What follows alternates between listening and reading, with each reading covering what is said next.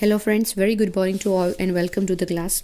In this video lecture, we will learn our lesson number 10, Kathmandu from the book Beehive, which is written by Vikram Seth. और ये जो हमारा chapter है, it is an extract from a heaven lake. उन्होंने एक book लिखी है haven lake, जो मानसरोवर के रिलेटेड है. तो उसी बुक में से ये पैराग्राफ जो है उसको लिया गया है, जो हमारा चैप्टर है आज का, जिसका नाम है काठमांडू. सो काठमांडू जो है, it is a capital city of Nepal. So here you can see the map of India. और ये जहाँ पर मैंने डार्क कलर से लाइन की है, ठीक इंडिया की बॉर्डर जहाँ से ख़त्म होती है वहाँ पर नेपाल शुरू होता है, और वहाँ का जो कैपिटल है काठमांडू वहाँ पर दिखाया है, और उसके बाद चाइना की बॉर्डर शुरू होती है. तो ये जो मानसरोवर के रिलेटेड उन्होंने जो बुक लिखी थी, और उसी बुक में से अपनी जो ट्रैवलिंग है, जो जर्नी है, उसी के रिलेटेड बुक है. तो अपने जो भी एक्सपीरियंस उन्होंने उस बुक में शेयर किए हैं, वो सारे एक्सपीरियंस उन्होंने हमारी आज की जो चैप्टर है इसमें दिए गए हैं. वहाँ से कुछ एक्सट्रैक्ट निकाल के यहाँ पर रखे गए हैं. तो जब वो मानसरोवर के रिलेटेड बुक लिख रहे हैं, तब उन्होंने साथ में नेपाल का जो कैपिटल सिटी है काठमांडू, वहाँ पर दो और मंदिर, जो दो हॉली प्लेस है, उसकी भी उन्होंने विजिट की थी. वहाँ पर भी उन्होंने ट्रैवल किया था. तो वहाँ पर जाके उन्होंने क्या एक्सपीरियंस किया है, वो यहाँ पर उन्होंने शेयर किया है. सो बिफोर यू रीड में हम देखेंगे कि हमारे चैप्टर का सेट इंडक्शन कैसे होता है. Do you like travelling? The writer Vikram Seth enjoys it very much in his book Heaven Lake. He describes a long journey from China to India via Tibet and Nepal. तो यहाँ पर travelling की बात की, भाई travelling करना किसे पसंद नहीं है, सबको पसंद है. तो हमारे जो राइटर है विक्रम सेठ, उनको भी ये चीज़ बहुत अच्छी लगती है. तो वो अपनी ट्रैवलिंग को बहुत एंजॉय करते हैं. तो अपनी बुक हेवन लेक में उन्होंने अपनी ये जो लंबी सी जर्नी है from China to India via Tibet and Nepal, सभी अलग अलग कंट्री की उन्होंने जो जर्नी की है, किस तरह से उन्होंने एंजॉय किया है, कितनी बारीकी से उन्होंने चीज़ों को नोटिस किया है, और वो चीज़ कैसे उनके साथ अटैच हो जाते हैं वो. तो ये सारी चीज़ें आपको इसमें देखने को मिलेगी. Have you heard of a place like Ajmer Sharif, Madurai, Sanchi, Varanasi, Sarnath और हैलिबिट?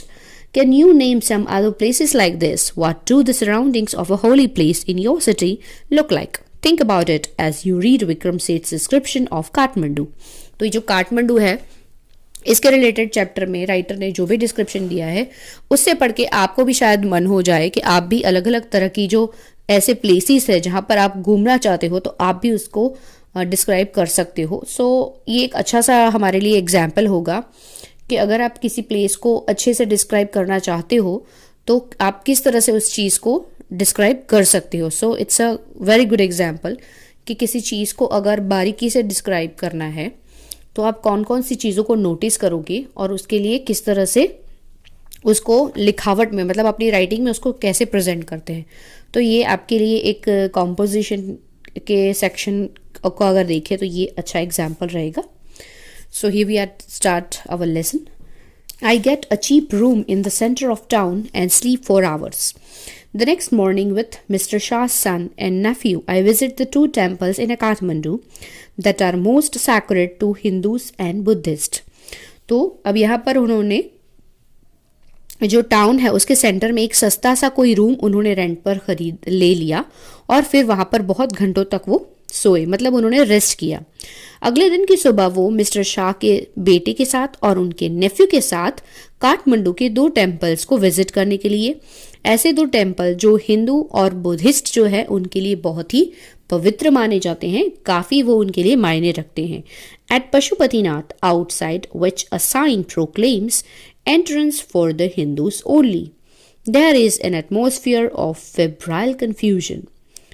तो यहाँ पर वो 2 मंदिरों की बात करते हैं जो हिंदू और बुद्धिस्ट जो लोग हैं उनके लिए काफ़ी मायने रखते हैं, उनके लिए काफ़ी पवित्र ये यात्रा धाम है. तो इस जिसमें से सबसे पहला जो मंदिर है जिसका नाम है पशुपतिनाथ, तो सबसे पहले उन्होंने वहाँ का विजिट किया है, वहाँ पर उन्होंने ट्रैवल किया है. तो नाउ वी कैन सी के उस वहाँ का नज़रिया कैसा है. जैसे ही वो पशुपतिनाथ के पास पहुँचते हैं, बाहर की तरफ एक एंट्रेंस की तरफ ही एक बोर्ड लगाया है जिस पे लिखा हुआ है सिर्फ हिंदू को ही एंट्री अलाउ है इस मंदिर में. and there is an atmosphere of febrile confusion. Febrile confusion means a hurried activity, complete chaos. और proclaim का मतलब है make known publicly or officially. तो जैसे ही उन्होंने आजू बाजू का जो एटमोसफियर देखा कैसा था, विथ लॉट ऑफ केओस, वहां पर आजू बाजू बहुत ही भीड़ भाड़ थी. तो क्या था वहां पर? Priest, hawkers, devotees, tourist, cows, monkeys, pigeons and dogs roam through the grounds. तो चारों तरफ बस भीड़ ही भीड़ लगी है. कहीं से हॉकर्स की आवाज़ सुनाई दे रही है, कहीं पर उनको धर्मगुरु जो प्रिस्ट होते हैं वो दिख रहे हैं, कहीं पर डिवोटीज है जो यात्रा करने के लिए आए हैं, यहाँ पर दर्शनार्थी है जो टूरिस्ट घूमने के लिए आए हैं, गाय हैं, मंकीज है, पिजन्स है, और फिर जो स्ट्रीट डॉग्स होते हैं, वो चारों तरफ बस भीड़ ही भीड़ नजर आ रही है उनको. We offer a few flowers. There are so many worshippers that some people trying to get the priest attention are elbowed aside by others pushing their way to the front. तो यहाँ पर उन्होंने कुछ फूल खरीदे और उन्होंने देखा कि यहाँ पर इतनी भीड़ थी. There are so many worshippers. Worshipper means जो लोग यहाँ पर प्रार्थना करने के लिए आए थे, दर्शन करने के लिए आए थे. तो कुछ वहां पर इतनी भीड़ थी कि लोगों को अटेंशन के लिए priest attention are elbowed aside, मतलब अपनी कोहनी के जरिए किसी को पुश करना, कोहनी के जरिए किसी को पुश करके वो लोग आगे आ रहे थे या फिर धक्का लगा रहे थे, हम ऐसे भी बोल सकते हैं. A princess of the Naples royal house appears, everyone bows and makes a way. और अचानक से वहां पर एक नेपलीज रॉयल फैमिली की जो प्रिंसेस है वहां पर वो भी दर्शन के लिए आ जाती है और सब लोग साइड पे हट जाते हैं. And everyone Bose and makes away, उसको रास्ता देते हैं और सब लोग छुप के उसे नमस्ते बोल रहे हैं, उसको रिस्पेक्ट दे रहे हैं. By the main gate, a party of saffron-clad Westerners struggle for permission to enter. The policeman is not convinced that they are the Hindus. Only Hindus are allowed to enter the temple. तो यहाँ पर एक saffron colour की dress जिन्होंने पहनी है, ऐसे एक प्रिस्ट जो कि इंडियन नहीं है पर वेस्टर्नर है. तो वैसे तो वो प्रिस्ट है, कोई संत है, उन्होंने, ज़्यादातर संत लोग ही ऐसी सैफरन कलर की, ऑरेंज कलर की ड्रेस पहनते हैं. तो ये भी एक संत ही है, एक प्रिस्ट ही है जिन्होंने ऑरेंज कलर की ऐसी ड्रेस पहनी है, पर वो इंडियन नहीं है, he is a westerner person. तो पुलिसमैन है जो उसे रोक रहा है, तो वो पर्सन अंदर आने के लिए बहुत स्ट्रगल कर रहा है, क्योंकि हमने आगे देखा अभी कि वहां पर बाहर ही नोट लगाया हुआ है कि यहाँ पर सिर्फ हिंदूज को ही अलाउ है टेम्पल में आने के लिए. A fight breaks out between two monkeys, one chases the other who jumps onto a shivling, then runs screaming around the temple and down to the river, the holy Bagmati that flows below. अब यहाँ पर जैसे ही writer ने देखा एक और नज़ारा कि दो मंकीज के बीच में जंग छिड़ गई है, दोनों लड़ रहे हैं एक दूसरे से, एक जो है वो दूसरे को परेशान कर रहा है और दूसरा जो है वो जंप करते हुए, शिवलिंग के ऊपर से जंप करते हुए वो भाग गया. और भागते भागते मंदिर में वो कहाँ पर पहुंच जाता है? डाउन टू द रिवर, नदी के पास, द होली बागमती. बागमती रिवर जो है, you can see in the picture, मंदिर के जो स्टेप्स है जहां पर नीचे की तरफ खत्म होते हैं वहां पर बागमती रिवर है जो वहां से बहती हुई है. ये भी काफी इसको पवित्र नदी माना जाता है. A corpse is being cremated on its banks, washermen are at their work and children bathe. तो कॉर्प्स मीन्स जो डेड बॉडीज है उसको हिंदूज में जैसे इंसान कोई भी मर जाता है तो मरने के बाद उनकी डेड बॉडीज को अग्नि संस्कार दिए जाते हैं, दैट इज कॉल्ड क्रिमेट. तो क्रिमेट हो रहा है वहां पर नदी के किनारे. वॉशर वुमेन्स जो है वो अपने कपड़े धो रही है और बच्चे जो है वहां पर उस नदी के पानी में नहा रहे हैं. तो वी कैन सी के पानी को किस तरह से दूषित किया जा रहा है. राइटर का एक नजरिया ये भी है ये सारी चीजों को दिखाने के बाद. From a balcony a basket of flowers and leaves, old offering now wilted, is dropped into a river. तो कुछ फूल है और उसके पत्ते हैं जो शायद पहले भगवान को चढ़ाए होंगे, अब वो मुरझा गए हैं, खराब हो चुके हैं, तो उसको एक बास्केट के थ्रू उसको पानी में बहा दिया गया.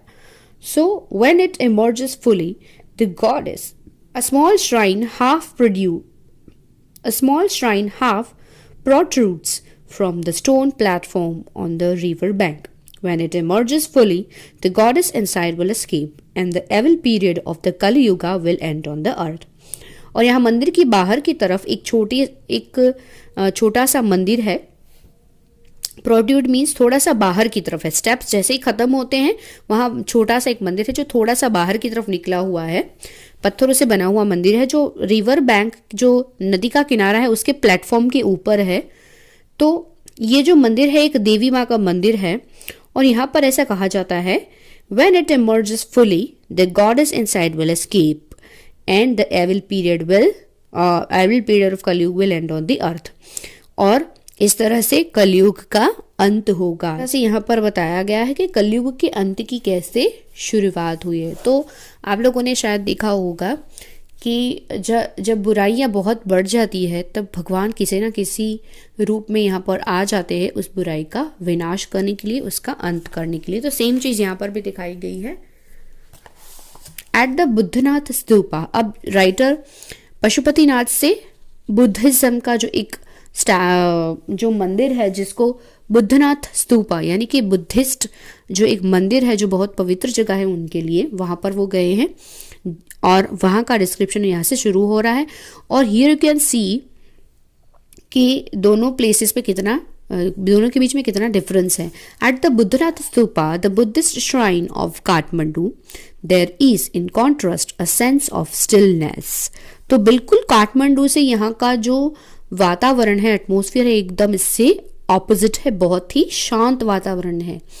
It's immense white dome is ringed by a road.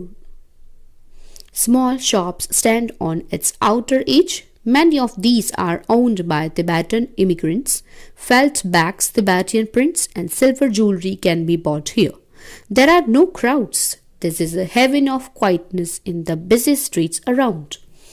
तो यहाँ पर बताया गया है कि जो बुद्धिस्ट का जो स्तूप है, ये जो बुद्धनाथ का स्तूप है, उसका नजरिया कैसा है। इट इमेंस वाइट डोम, ऊपर की तरफ वाइट कलर का डोम है राउंड सर्कल में। You can see in the picture, यहाँ पर पिक्चर दिखाया है कि काठमांडू में बुद्धनाथा का जो स्तूपा है, जो स्तूप है, उसके ऊपर वाइट कलर का डोम है और उसके आसपास जो तिबेटियन इमिग्रेंट्स हैं वो कैसे घूम रहे हैं, वहां पर चल रहे हैं। इमिग्रेंट्स मीन्स ऐसे लोग जो परमानेंटली अपनी कंट्री को छोड़कर दूसरी जगह पर सेटल होने के लिए आए हैं। तो यहाँ पर तिब्बत से लोग यहाँ पर आए हैं और यहाँ पर felt bags, Tibetan prints and silver jewellery can be bought here. यहाँ पर आपको ये सारी चीजें देखने को मिलेगी। देयर आर नो क्राउड्स, यहाँ पर पशुपतिनाथ जितनी भीड़ भाड़ नहीं है। सो यहाँ पर राइटर ने इसके लिए वर्ड यूज किया, this is a haven of quietness. इतने मतलब शांति का ये शहर है। Haven means a safe place, जहाँ पर आपको डर न लगे, बहुत अच्छा महसूस हो, काफी शांति लग रही है उनको यहाँ पर। सो इसलिए उन्होंने कहा है haven of quietness in the busy streets around. बाहर की तरफ देखे तो स्ट्रीट्स बहुत ही बिजी है, मतलब जैसे ही आप स्तूप के बाहर जाएंगे तो आपको छोटी छोटी गलियों में बहुत सारी शॉप्स है, हॉकर्स है, पूरी बाजार जैसे आपको दिखेगी, पर फिर भी यहाँ पर बहुत गहरी शांति उनको महसूस हो रही है। Kathmandu is vivid mercenary religious with small shrines to flower adorned deities along the narrowest and busiest streets with fruit sellers, hawkers of postcards, shop selling western cosmetics, film rolls, chocolate और copper utensils and Nepalese antiques। तो काठमांडू कैसी जगह है, यहाँ पर आपको विविध means अलग अलग तरह की वेराइटीज देखने को मिलेगी। किस चीज़ों में, तो रिलीजियस में, with small shrine to flower adorned deities. तो भगवान के लिए, भगवान को ऑफर करने के लिए हम जो फूल खरीदते हैं उनको चढ़ाने के लिए, तो वो है फिर deities along the narrowest. Deities का मतलब है यहाँ पर जो मूर्तियां हैं along the narrowest. Narrowest means बहुत ही पतली पतली जो गलियां हैं। तो बिजीएस्ट स्ट्रीट, बिजी का मतलब यहाँ पर जो लोग हैं वो काम कर रहे हैं, अपने काम में बिजी है, इसलिए यूज किया है बिजीएस्ट स्ट्रीट्स। तो इन बिजी स्ट्रीट्स में क्या है, फ्रूट सेलर्स यानी कि फ्रूट्स बेचने वाले, फ्लूट सेलर्स मीन्स जो फ्लूट होती है, बांसुरी होती है, उसको बेचने वाले, hawkers of post card, shops selling. कैसी किस तरह की शॉप्स है, तो वेस्टर्न कॉस्मेटिक्स, कॉस्मेटिक्स मीन्स जो मेकअप वगैरह होता है उसके रिलेटेड जितने भी अच्छी अच्छी ब्रांड का जो सामान है, सो सारी चीज़ें हैं जो मेकअप के रिलेटेड, वो भी आपको मिल जाएगी। फिल्म रोल्स का मतलब है यहाँ पर तो ये तब के टाइम की बात है जब फोटोज़ खींचने के लिए जो कैमरा यूज़ करते थे उसमें फिल्म रोल्स का यूज़ किया जाता था। तो उसमें भी कुछ लिमिटेशंस होती थी, उतने ही फ़ोटोज़ मिलते थे और उतने फ़ोटोज़ खींचने के बाद आपको एक नया रोल उसमें डालना पड़ता था। तो इस तरह के कैमरे तब अवेलेबल थे। Nowadays we use the digital cameras, so अब इसमें फिल्म रोल्स की ज़रूरत नहीं है। एंड चॉकलेट, बहुत सारी चॉकलेट भी अलग अलग तरह की वेराइटीज़ मिल जाएंगी आपको यहाँ पर। कॉपर यूटेंसिल्स और नेपलीस एंड टिक आपको यहाँ पर मिल जाएंगे। अब यहाँ पर दिखाया है आसपास का एटमॉस्फेयर कैसा है। Film songs blare out from the radios, car horn sound, bicycle bells ring, stray cow low questioningly at motorcycle, vendors shout out their तो यहाँ पर अब क्या हो रहा है, रेडियो जो है उसमें से फिल्म के गानों की आवाज़ सुनाई दे रही है, कार के हॉर्न बज रहे हैं, बाइसिकल की बैल रिंग बैल जो है वो सुनाई दे रही है, और वहाँ पर जो स्ट्रे काउ है वो मूविंग कर रही है। लो क्वेश्चनिंग, लो मीन्स जो गाय की आवाज़ होती है उसको लो या फिर मूविंग कहते हैं। तो वो भी जैसे मोटरसाइकिल को क्वेश्चनिंग करती है, क्वेश्चन पूछ रही है, इस तरह से वो लो मूविंग कर रही है, आवाज़ निकाल रही है। और वहाँ पर आसपास जो वेंडर्स है वो अपना सामान बेचने के लिए आवाज़ें लगा रहे हैं। ये सारा एटमॉस्फेयर वहाँ की स्ट्रीट्स का है, बाहर की तरफ का। I indulge myself mindlessly by a bar of marzipan, a cone on the cob roasted in a charcoal brazier on the pavement, rubbed with salt, chili powder, and a lemon. A couple of love story comics, and even a reader's digest. All this I washed down with Coca-Cola and new-sitting orange drink and feel much better for it. तो यहाँ पर writer थोड़ा आगे आते हैं और अपने आप को थोड़ा अब उनको भूख लगी है तो उन्होंने अपने आप को थोड़ा रिलैक्स फील हो, उनको भूख लगी है तो उन्होंने कुछ खाने के लिए सामान खरीदा, जैसे कि बाय अ बार ऑफ मार्जिपन। मार्जिपन ये एक तरह का स्वीट है जिसके ऊपर आलमंड को ग्रेटेड करके लगाया होता है। सो उन्होंने वो खरीदा। A corn on the cob roasted in a charcoal brazier. Brazier means open stove, यानी जो चूल्हा होता है जिसपे मकई का भुट्टा सेका जाता है और उसको भून के उसके ऊपर नींबू, मिर्ची और नमक, ये तीनों चीज़ों को लगाया जाता है, रब किया जाता है। तो राइटर ने वो भी खरीदा। A couple of love story comic, छोटी छोटी जो लव स्टोरी की कॉमिक होती है। And even a readers digest. Readers digest जैसे कि आप सब जानते हो ये एक तरह का मैगजीन है। All this I wash down with Coca Cola. और सारी चीज़ों को खाने के बाद उस चीज़ों को डाइजेस्ट करने के लिए उन्होंने ऊपर से कोका कोला पिया और एक न्यू-सिटिंग ऑरेंज ड्रिंक भी पिया। And feel much better for it, जो उनको थोड़ा सीकनिंग लगा, जिससे थोड़ा वो बेटर फील कर रहे थे, जैसे एक नशे से चढ़ गया है, इस तरह से वो उन्होंने ये ड्रिंक भी पिया। और इन सारी चीज़ों के बाद I consider what route I should take back home. If I were propelled by enthusiasm for travel as per se, I would go by bus and train to Patna. अब यहाँ पर से का मतलब है बाय इटसेल्फ, अपने आप से, एंड प्रोपेल्ड मीन्स ड्राइव और पुश समथिंग फॉरवर्ड। तो यहाँ पर राइटर बता दे कि अब उनको घर की याद आ रही है। अब घर जाने के लिए वो अपना रूट बता रहे हैं कि वो चाहते तो वो इस तरह से भी जा सकते थे। आई would go by bus and train to Patna, तो या वो बस या ट्रेन से पटना जा सकते थे। Then sail up the Ganges past Benares to Allahabad, फिर वो गंगा रिवर से होते हुए बनारस से Allahabad. Then up the Yamuna past Agra to Delhi, फिर यमुना से सेल करते हुए वो आगरा से दिल्ली जाते। But I am too exhausted, अब वो बहुत ही थक चुके हैं। And homesick, homesick means अब उनको घर की बहुत याद आ रही है। Today is the last day of August, go home I tell myself, move directly towards home. I enter a Nepal airline office and buy a ticket for tomorrow's flight. अब उनसे बिल्कुल रहा नहीं जा रहा, वो अपने आप से बातें कर रहे हैं कि चलो चलो जल्दी से घर पहुंचना है तुम्हें। और फिर वो नेपाल एयरलाइंस की तरह की ऑफिस जो है वहां पर जाते हैं और अगले दिन की ही फ्लाइट के टिकट खरीद लेते हैं। I look at the flute seller standing in a corner of the square near the hotel. Hotel के बाहर की तरफ एक कोना है, कॉर्नर है, वहां पर उन्होंने एक फ्लूट सेलर को देखा जो वहां पर खड़ा हुआ है। या फ्लूट मीन्स बांसुरी बजा रहा है वो, वैसे तो वो सेलर है पर वो लोगों को अट्रैक्ट करने के लिए भी फ्लूट बजा रहा है, लोगों को उसकी आवाज़ अच्छी लगे ताकि उसकी फ्लूट्स भी बिके और वो उसका शौक भी है। In his hand is a pole with in his hand is a pole with an attachment at the top from which 50 or 60 बांसुरीज protrude in all directions like the quills of porcupine।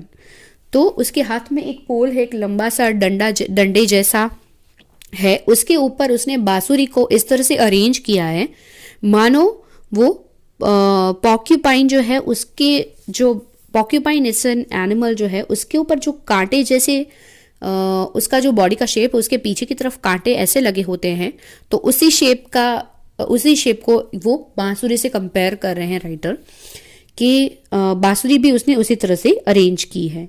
They are of bamboo, वो bamboo से बनी हुई है।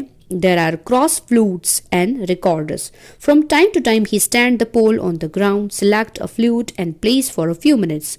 वो बार बार वहां पर खड़े हुए, थोड़ी देर वो चल फिर रहा था, फिर ग्राउंड में वापस आता था, फिर वो क्या करता था, अलग अलग तरह की फ्लूट्स को सिलेक्ट करता था, फिर उसमें से वो अलग अलग तरह की आवाज़ें निकाल रहा था, मीन्स उसको अलग अलग नोट्स के थ्रू फ्लूट को जो बांसुरी को है उसको बजा रहा था। The sound rises clearly above the noise of the traffic and hawkers cries. इतनी भीड़ के बाद, इतने ट्रैफिक जो है, हॉकर्स की आवाज़ें, इन सारी आवाज़ों के बीच में से भी ये जो बांसुरी की आवाज़ है बहुत ही अच्छे से, बहुत ही क्लियरली सुनाई दे रही थी।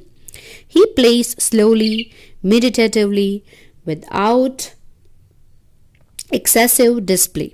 He does not shout out his wares. Occasionally he makes a sale, but in curiously offhanded way, as if this were incidentally to his enterprise. Sometimes he breaks off playing to talk to the fruit seller. I imagine that this has been I imagine that this has been the pattern of his life for years. तो यहाँ पर ये जो बांसुरी वाला है वो क्या कर रहा है, वो धीरे धीरे से बांसुरी को बजा रहा है without excessive display. He does not shout, वो जोरों जोरों से अपनी बांसुरी को बेचने के लिए चिल्ला नहीं रहा है, ना तो वो दूसरे सेलर्स की तरह आवाजें लगा रहा है कि भाई चलो बांसुरी खरीदो, ऐसे कुछ नहीं कर रहा है। वो धीरे धीरे ऐसे बांसुरी बजा रहा है। अचानक से अगर कोई आ जाता है बांसुरी खरीदने के लिए तो वो बहुत प्यार से उसको दे देता है और फिर वो वापस बांसुरी बजाने में बिजी हो जाता है। बीच बीच में वो पोज लेने के लिए, ब्रेक लेने के लिए वो कभी कभी फ्रूट सेलर से बात भी कर रहा है। तो इन सारी चीज़ों को देखकर राइटर को लग रहा है कि ये शायद उसके बहुत साल से उसका लाइफ का पैटर्न है जो ऐसा ही रहा, उसकी अब ये उसकी लाइफस्टाइल बन चुकी है। I find it difficult to tear myself away from the square. तो राइटर को बहुत मुश्किल लग रहा था अपनी नज़र को वहाँ से हटाना। वो इतने अटैच हो चुके थे फ्लूट की आवाज़ की तरफ। Flute music always does this to me. तो हमेशा से राइटर बताते कि फ्लूट की आवाज़ सुनते ही मेरे साथ ऐसे ही होने लगता है। It is at once the most universal and most particular of sound. There is no culture that does not have its flute. तो ये एक ऐसी आवाज़ है फ्लूट की, जो आवाज़ है बांसुरी जो है वो एक इस तरह का राइटर बता रहे हैं कि ये यूनिवर्सल साउंड है, ऐसा है ये साउंड, ऐसा मोस्ट पर्टिकुलर साउंड है और ऐसा दुनिया में शायद कोई कल्चर नहीं होगा कि जिसमें फ्लूट शामिल ना हो। तो यहाँ पर कुछ नाम दिखाए हैं, अलग अलग तरह की जगह पर अलग अलग तरह के नाम फ्लूट्स को दिए गए हैं, जैसे कि द रीड नेह, the recorder, the Japanese shakuhachi, the deep bansuri of Hindustani classical music, the clear or breathy flutes of South America, the high-pitched Chinese flutes. Each has its specific fingering and compass. Fingering means way of placing the finger to play different notes. Compass means here a range. तो अलग अलग तरह के culture में अलग अलग तरह की फ्लूट्स बनी हुई है और अलग अलग तरह की फ्लूट्स को बजाने के लिए अलग अलग फिंगरिंग के तरीके होते हैं। तो फिंगर्स को जैसे आप होल के ऊपर रख देते हो तो वहाँ से बाजू में जो उसके बाजू वाला जो हॉल है वहाँ से एयर निकलेगी। तो जैसे एयर पास होती है वैसे नोट्स जो है वो हाई लो होते रहते हैं और अलग अलग रेंज में जो कॉम्पस है उसके थ्रू अलग अलग रेंज की आपको फ्लूट्स देखने को मिलेगी। और इन अलग अलग फ्लूट्स के ज़रिए आपको उसकी जो पीच है, उसका जो वॉल्यूम है, जो साउंड आपको अट्रैक्ट करता है, वो भी अलग अलग तरीके का सुनने को मिलेगा.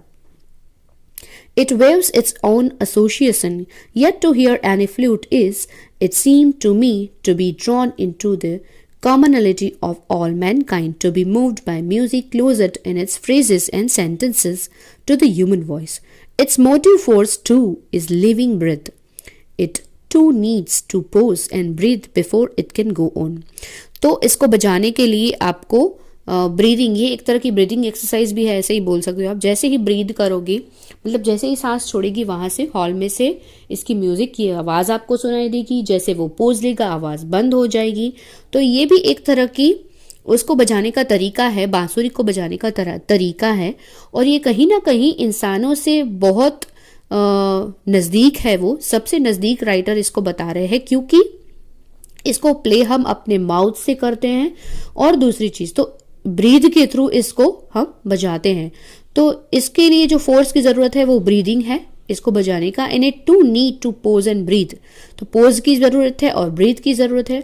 और इसको काफी, इस म्यूजिक को ह्यूमन बीइंग्स के वो काफी नजदीक बता. That I can be so affected by a few familiar phrases on the bansuri surprises me at first. For on the previous occasion that I have returned home after a long absence abroad, I have hardly noticed such details and certainly have not invested them with the significance I now do.